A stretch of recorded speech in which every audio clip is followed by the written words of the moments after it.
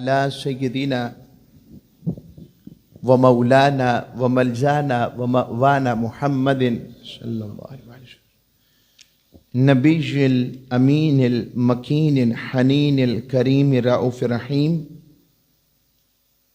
أما بعد فأعوذ بالله من الشيطان الرجيم. بسم الله الرحمن الرحيم. قال الله تبارك وتعالى في القرآن المجيد: سبحان الذي أسرى بعبده ليلا من المسجد الحرام إلى المسجد الأقصى الذي باركنا حوله لنريه من آياتنا إنه هو السميع البصير. وقال الله تبارك وتعالى في مقام آخر: وَمِنَ اللَّيْلِ فَسَبِّحْهُ وَإِدْبَارَ النُّجُومِ. بسم الله الرحمن الرحيم. وَالنَّجْمِ إِذَا هَوَى مَا ضَلَّ صَاحِبُكُمْ وَمَا غَوَى وَمَا يَنطِقُ عَنِ الْهَوَى إِنْ هُوَ إِلَّا وَحْيٌ يُوحَى. صدق اللہ مولانا العظیم وصدق رسولہ النبی الامین الکریم. اللہ رب العزت کا اور اس کے حبیب مکرم صلی اللہ علیہ وآلہ وسلم کی بارگاہ کا صدقہ کہ ہمیں جمعۃ المبارک کی بابرکت رحمتوں والی سعادتیں اب شعبان المعظم کا پہلا جمعہ کی صورت میں نصیب ہو رہی ہیں. شعبان کا مطلب ہے رمضان قریب آ گیا ہے، اللہ کی رحمت اور قریب آتی جا رہی ہے. یعنی اس کی رحمت کا مینہ، جیسے کہتے نہیں کہ بادل قریب آ گیا برسنے کے، اب ہماری زمینیں اس قابل ہیں یا نہیں کہ اس کی رحمت سے فائدہ اٹھائے، اپنی زمینوں کو اس کی محبت اور اس سے ملاقات کے لیے تیار کریں. اور آج معراج النبی صلی اللہ علیہ وسلم کے سلسلے کا یہ ہمارا شاید آخری، اس دفعہ کا آخری جمعہ ہو. قرآن مجید فرقان حمید میں نے 2 مقامات سے آیت تلاوت کی. پچھلا حصہ میں نے بعبدہ کے اسرار پر کہ رب باری تعالیٰ نے اپنے حبیب کو اپنا بندہ کہہ کر کیوں پکارا تھا، اور پھر پہلا حصہ جو مسجد حرام بیت اللہ سے مسجد اقصیٰ تک تاجدار کائنات صلی اللہ علیہ وآلہ وسلم کا وہ سفر عظیمہ، وہ سفر کریمہ، وہ سفر عشق، وہ سفر محبت، وہ سفر حضوری، وہ سفر ملاقات ربی، وہ سفر جس سفر کے ایک ایک قدم پر رب نے اپنے محبوب کی محبت اور شان کی داستانیں رقم کر دی.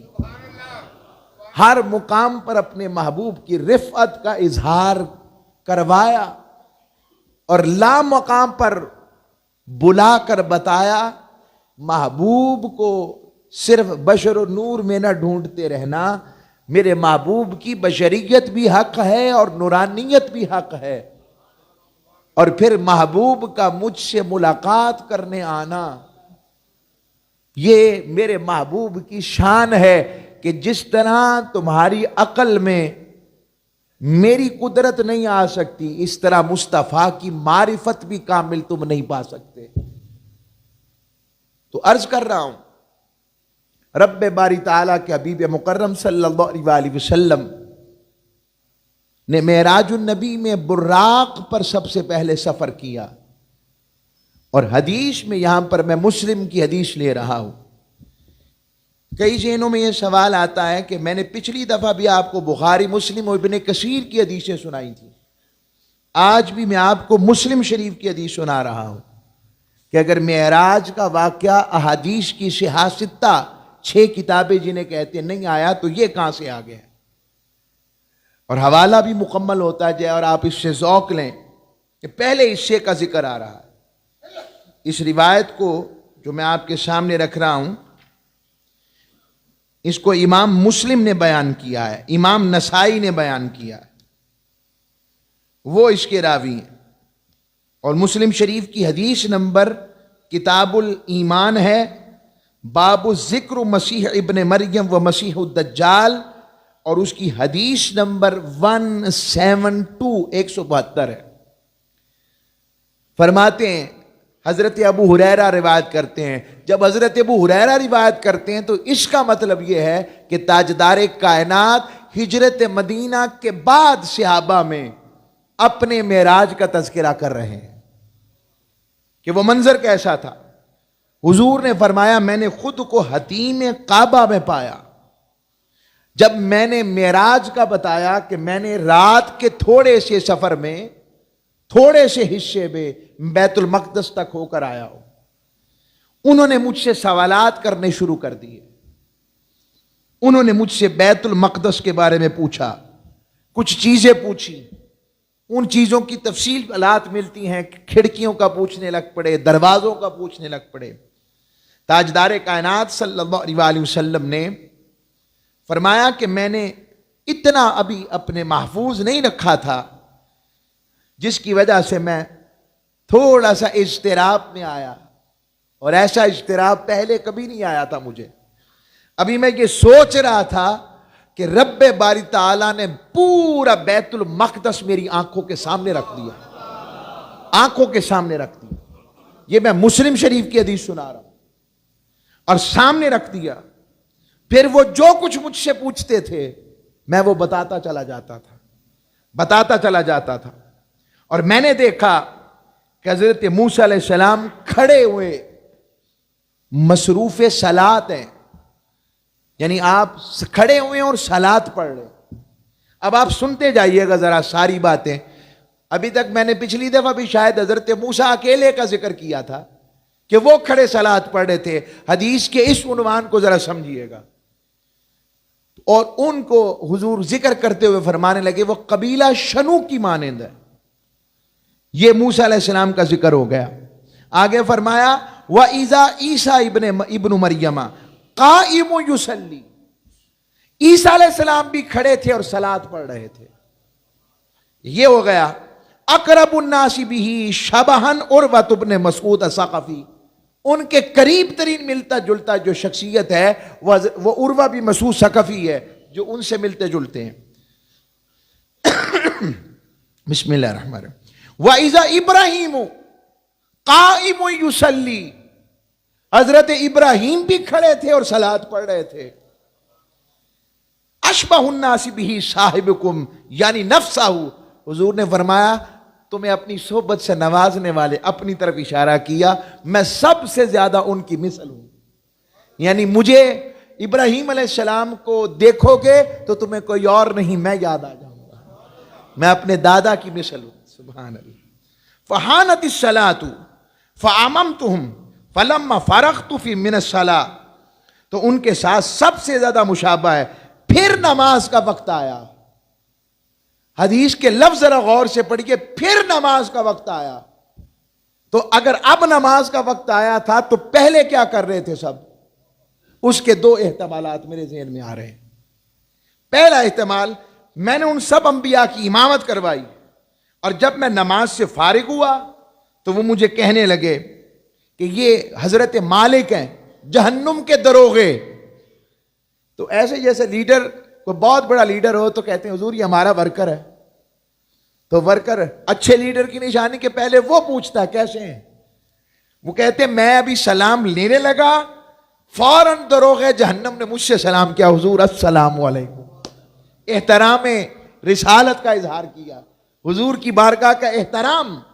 یہ میں سیاہ ستہ کی حدیثوں میں مسلم و نسائی بار بار دہرا رہا ہوں، جملہ پڑھیں گے تو پتہ لگے گا۔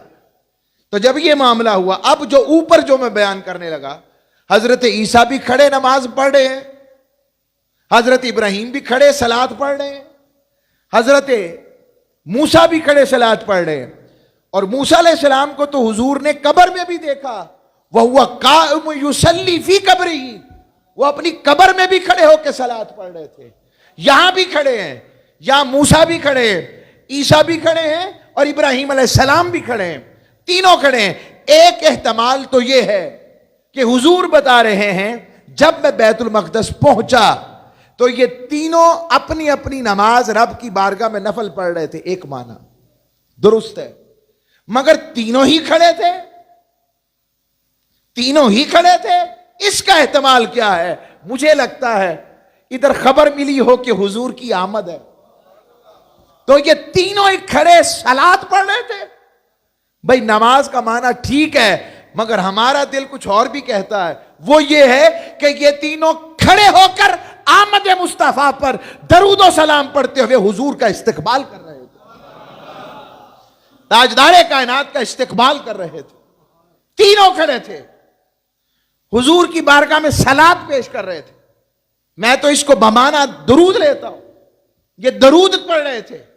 کیسے ہو سکتا ہے؟ نماز تو فرض نہیں ہے، سوائے حضرت عیسیٰ تو عرشوں سے لگتا، وہ بھی اسی لیے روحانی طور پر آئے اور آپ تشریف لائے۔ اور یہ بھی بتا دوں کہ سارے نبی اصلی جسم کے ساتھ نہیں، یا تو جسم مثالی کے ساتھ تھے یا روحانی طور پر روحی اپنی روح ارواح مقدسہ کے ساتھ تھے، اور حضور کو نظر دکھایا گیا ہے، اور حضور اپنے جسم اصلی کے ساتھ تھے۔ پتہ لگا سارے نبیوں کی روح کی ملکوتی قوتیں اکٹھی کر لی جائے، حضور کی بشری قوت ملکہ ایسی ہے کہ وہ ان کی ارواح سے افضل ہے۔ حضور کی بشریت میں دیکھیں نا آپ، وہ لطافتیں نظر آتی ہیں کہ نہیں؟ کہ حضور کا لعاب دہن بھی خوشبودار، حضور کا خون مبارک بھی خوشبودار، تاجدار کائنات کا پسینہ مبارک بھی خوشبودار، تاجدار کائنات کے جسم کا سایہ نہ ہونا یہ لطافت جسمانی کی علامت، یہ تاجدار کائنات کا مقام بیان ہو رہا ہے۔ اور جب سب نبی، اس دن لگتا ہے نبیوں نے بھی کہا ہوگا مولا تاجدار کائنات سے کہ مولا تیرا کتنا کرم، آج تیرے مصطفیٰ کی معراج تو ہے ہی، ہماری بھی معراج ہے۔ پوچھا ہوگا کیوں؟ مالک حضرت آدم بولے ہوں گے کہ میرے جس محبوب کے صدقے میری توبہ قبول ہوئی وہ مصطفیٰ دیکھ رہا ہوں۔ حضرت نوح بولے ہوں گے جن کی وجہ سے میری کشتی جودی پہاڑ پر لگی وہ مصطفیٰ ہیں۔ حضرت ابراہیم بولے ہوں گے رب نے جس وجہ سے اس آگ نمرود جہنم، وہ جو نمرود کی آگ تھی اسے ٹھنڈک میں بدل دیا، اس کی وجہ بھی یہ تھی کہ پشت میں نور مصطفیٰ تھا۔ حضرت یوسف بولے ہوں گے کہ یوسف علیہ السلام مالک مجھے دیکھ کر تو زنان مصر نے انگلیاں کاٹی تھیں، تیرا مصطفیٰ تو اس سے بڑھ کر ہے، ان کا تو بن دیکھے ذکر سن کے اپنا سب کچھ لٹاتے ہیں آج، اور میں بھی ان کی دید کا متمنی ہوں۔ موسیٰ علیہ السلام بولے ہوں گے کہ مولا تو نے مجھے کلیم والا بنایا، آج تیرا مصطفیٰ دیدار والا بھی ہو جائے گا۔ عیسیٰ علیہ السلام بھی بولے ہوں گے کہ مجھے مولا تو نے مسیح بنایا، مگر جن کی آمد کا تذکرہ میں نے کیا من بعد اسمہ احمد کہہ کر آج ان مصطفیٰ کو دیکھ رہا۔ تاجدار کائنات نے امامت کروائی، پھر یہاں سے حضور پھر سدرۃ المنتہا تک پہنچے، انبیاء راستے میں ملتے آئے، اور ہر نبی جب ملتا ہر عرش کے اوپر ایک آسماں پر سیدنا ابراہیم علیہ السلام سے یوں ملاقات کی حضور نے کہ آپ بیت المعمور سے ٹیک لگائے ہوئے تھے، اور حضور کو دیکھا تو فرمایا مرحبا یا ابن صالح، اے میرے صالح بیٹے مبارک ہو، خوش آمدید۔ تو یہ مرحبا کی صدائیں ہم نے کیا بلند کرنی ہے؟ انبیاء جن کے لیے مرحبا کی صدائیں بلند کریں تو ہم کیوں نہ کہیں کہ آمد مصطفیٰ مرحبا مرحبا۔ اور میں تو یوں کہتا ہوں کہ عرشیوں نے کہا ہوگا مولا تو نے فرشیوں کو میلاد کی رات دیکھ کر مصطفیٰ دیکھ کر نوازا تھا، ہم عرشی بھی مصطفیٰ سے مستنیر ہونا چاہتے ہیں، تو رب نے فرمایا ہوگا کہ اے عرشیوں فرشتوں پریشان نہ ہو، ان کے لیے میلاد رکھا ہے تو تمہارے لیے معراج رکھا ہے، معراج کی رات رکھی ہے۔ اور حضرت ابراہیم علیہ السلام سے جب ملاقات ہوئی ان کی تو سیدنا ابراہیم علیہ السلام کا جملہ سنیں. حضور جب جانے لگے اس جملے میں بہت کچھ ہے اور اپنے جتنا خود پر خیر اور رب کا شکر کرو کم ہے. تاجدار کائنات کو حضرت ابراہیم علیہ السلام نے فرمایا اے بیٹے میرے محمد، قیامت کی گھڑیوں میں مجھ ابراہیم کو بھول نہ جانا، میں تمہارا دادا ہوں. ہے خلیل اللہ کو بھی حاجت رسول اللہ کی. اللہ کے رسول کو، تاجدار کائنات کو حضرت ابراہیم علیہ السلام فرما رہے ہیں. اگر حضرت ابراہیم حضور تاجدار کائنات کو یہ فرما سکتے ہیں تو ہم کیوں نہ کہیں کہ یا رسول اللہ ہمیں بھی قیامت کے دن بھولیے گا نا. یہ وہ فکر ہے، ایک تو فکر آخرت ہے اس میں، اور دوسرا مقام مصطفیٰ ہے، اور تیسرا آقا کے وسیلے اور استغاثہ کا اظہار ہے. ورنہ رب کے ہوتے ہوئے کسی کی ضرورت ہے یہ بات کہنے کی حضرت ابراہیم علیہ السلام کو؟ ان سے بھی بڑا کوئی ہے جسے رب نے بنایا ہی خلیل ہے؟ وہ بھی کہہ رہے ہیں مجھے بھول نہ. قرآن کی آیت کی روشنی میں اب میں آپ کو حضور کے تیسرے سفر کی بات سنانے لگا ہوں وقت میں رہتے ہوئے. سورہ نجم میں پھر ذکر آیا ہے آقا کے تیسرے سفر کا. کیا جبرائیل امین سے ملاقات کرنے کو اتنا زور دے کے بیان کیا جائے گا جو میں بھی پڑھوں گا آیتیں آپ کے سامنے؟ پہلے سمجھیں قرآن کے اندر ربط بین الآیات ہے. جس طرح لفظ سے موتی ہے نا، اور موتیوں کی صورت آگے آیتیں بنتی ہیں تو صورتوں کا ہار پرویا جاتا ہے، اسی طرح قرآن کے آیات میں ایک ربط ہے. ان ربط میں سورہ النجم کو سورہ الطور کس کے ساتھ مشہور ہے؟ حضرت موسیٰ سے. تو اس کی آخری آیت جہاں ختم ہو رہی ہے اللہ فرماتا ہے وَمِنَ اللَّيْلِ فَسَبِّحُوا، اور فرمایا حبیب اور رات کے حصے میں آپ اس کی تسبیح کیا کیجئے. اس کی تسبیح، اس کی سبوحیت کا تذکرہ، اس کی تقدیس کا ذکر، رب باری تعالیٰ کی عظمت و اعلیٰ کا ذکر کریں. اور فرمایا وَإِدْبَارَ النُّجُومِ، اور حبیب جب ستارے ڈوب جائیں تب تو مصطفیٰ میں اپنے رب کا ذکر کر. یہاں رب نے ستاروں کے ڈوبنے کی بات کی، اور اگلی سورت شروع یہاں سے کر رہا ہے وَالنَّجْمِ إِذَا هَوَىٰ.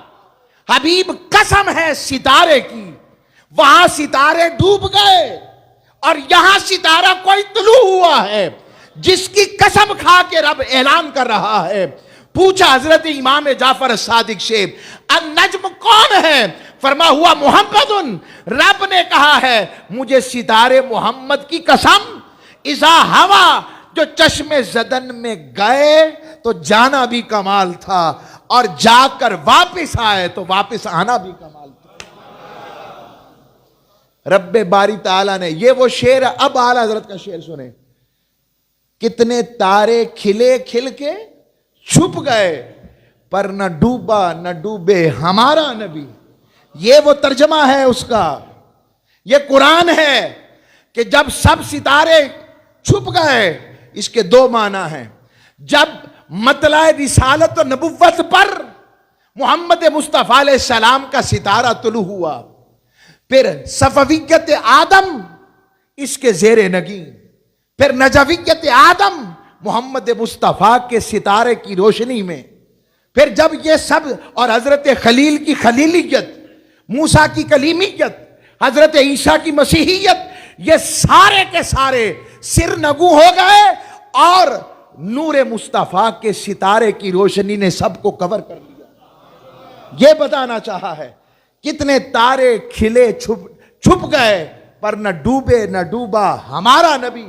ہمارے نبی ڈوبنے والے نہیں بلکہ تار خود بھی تیرے ہوئے ہیں، اور ہم ان کے لڑ لگے گے تو اسی کے صدقے تر جائیں گے. تو وَالنَّجْمِ إِذَا هَوَىٰ رب نے کہا قسم ہے ستارے کی. اب ستارے میں اور سیارے میں بھی فرق ہوتا ہے. ستارہ کہتے ہیں جس کی روشنی اپنی ہوتی ہے. سیارہ کہتے ہیں جو کسی سے روشنی لے. ہم جس زمین پر رہتے ہیں یہ ستارہ نہیں ہے، یہ سیارہ ہے. اور سیارہ اسے کہتے ہیں جو سورج اور چاند سے روشنی لیتا ہے، اسے زمین کہتے ہیں. رب نے اپنے حبیب کو سیارہ نہیں کہا، ستارہ کہا ہے. کون سا ستارہ؟ کہ حبیب جس ستارے کو چمکایا تو کائنات بنا دی، سمیٹا تو محمد مصطفیٰ بنا دی. اب والنجم کے بھی معنی ہیں. اب نجم سے مراد سریا، 7 ستاروں کی ایک جھرمٹ ہوتی ہے، اسے نجم کہتے ہیں، جو ایک دوسرے کے قریب ہوتے ہیں. اور اس کی وجہ یہ ہوتی ہے، سریا کی ایک واضح علامت ہے جس کی وجہ سے وہ دوسروں سے ممتاز ہے. سریا ہر شخص کو نظر آتا ہے، اور اس وجہ سے اس سے مراد حضور ہے. کہ روایات میں مفسرین لکھتے ہیں کہ اگر حضور اپنا اعلان نبوت نہ بھی فرماتے تو آقا کے معجزات ایسے تھے، آقا کے خصائل ایسے تھے، آقا کے خصائص ایسے تھے. اگر اعلان نہ بھی فرماتے تو حضور علیہ السلام کے خصائل بتاتے تھے، یہ خاتم النبیین ہے. ایک معنی نجم کا یہ ہے.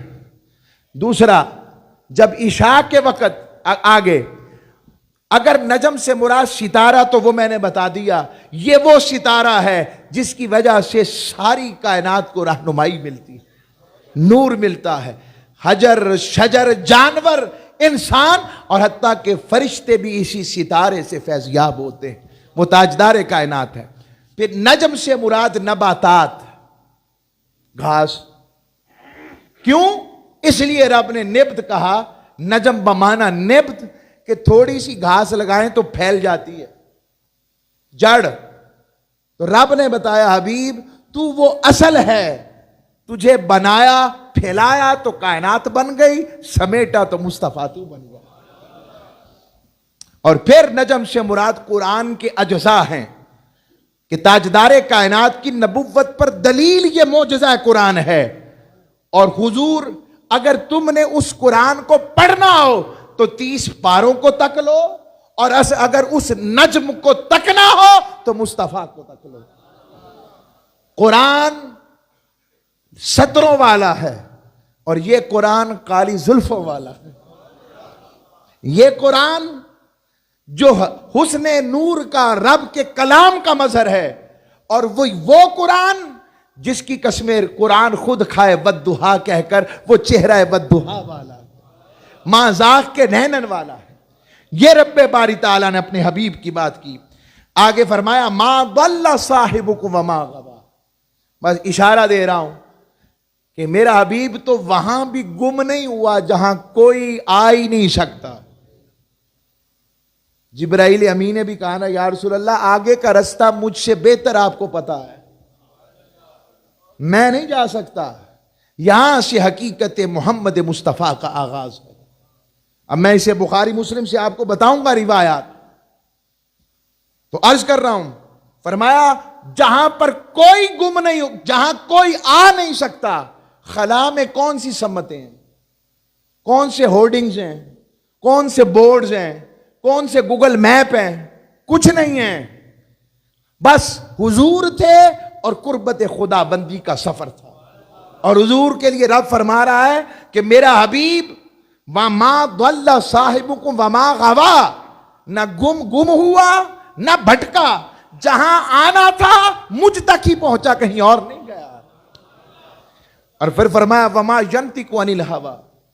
لوگوں یہ اپنی مرضی سے کلام نہیں کرتے، ان ہوا الا وحی یوحی، یہ وہی کلام کرتے ہیں جو ان پر وحی کیا جاتا ہے. علمہ شدید القوی، انہیں شدید قوت والے نے سکھایا. اب یہاں سے جبرائیل ہے. ہم اگر کہیں کہ مصطفیٰ کریم کی عطا ہے تو کہتے ہیں اللہ نہیں دیتا. ذہنوں میں سوال آتا ہے کہ نہیں؟ جب اللہ دینے والا ہے تو آپ یہ کیوں کہتے ہیں کہ حضور نے دیا ہے؟ تو میرا سوال ہے، علمہ شدید القوا، کیا حضور سے بڑھ کر بھی کوئی توحید والا ہے؟ تو جب یہاں فتویٰ کیوں بدل جاتا ہے کہ علمہ شدید القوا، کہ جبرائیل جو بڑی طاقت والا ہے اس نے علم سکھایا، کیا یہ شان شیان رسالت آپ کو جملہ لگتا ہے؟ میرا سوال ہے، اتنا ہمیشہ کہا کرتا ہوں، حضرت آدم کو سجدہ کرنے والوں میں حضرت جبرائیل بھی ہیں کہ نہیں؟ اور وجہ کیا تھی؟ علم آدم، علم آدم تمام فرشتوں سے زیادہ تھا۔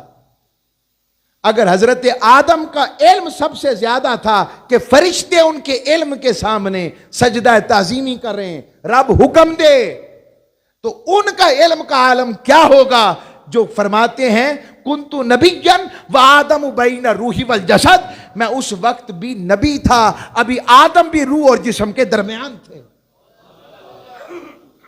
تو یہاں بھی علمہ شدید القوا کا مطلب کہ کسی اور نے نہیں، علمہ شدید القوا، رب طاقتوں والوں نے اپنے محبوب کو علم سکھایا۔ ذو مرۃ فاستوى وهو بالافق الاعلى، جب وہ افق اعلیٰ پر تھے۔ اب سنیں، ثم دنا فتدلى،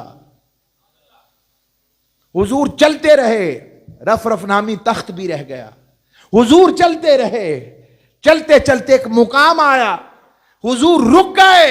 ہوتا بھی یوں ہی ہے، بندہ جہاں مہمان بن کے جاتا ہے تو کہیں جا کے مہمان نوازی میں، لجاجت میں، اپنے طریقے میں رک جاتا ہے کہ اندر ابھی معاملہ پتہ نہیں۔ حضور رک گئے، ثم دنا فتدلى، پھر حضور آگے بڑھے اور آگے بڑھے۔ یہ معنی بھی ٹھیک ہے، کچھ کہتے ہیں مفعول بمعنی کہ رب آگے بڑھا، ادھر حضور آگے بڑھے، اور کچھ کہتے ہیں نہیں، اللہ آگے بڑھا اور آگے بڑھا۔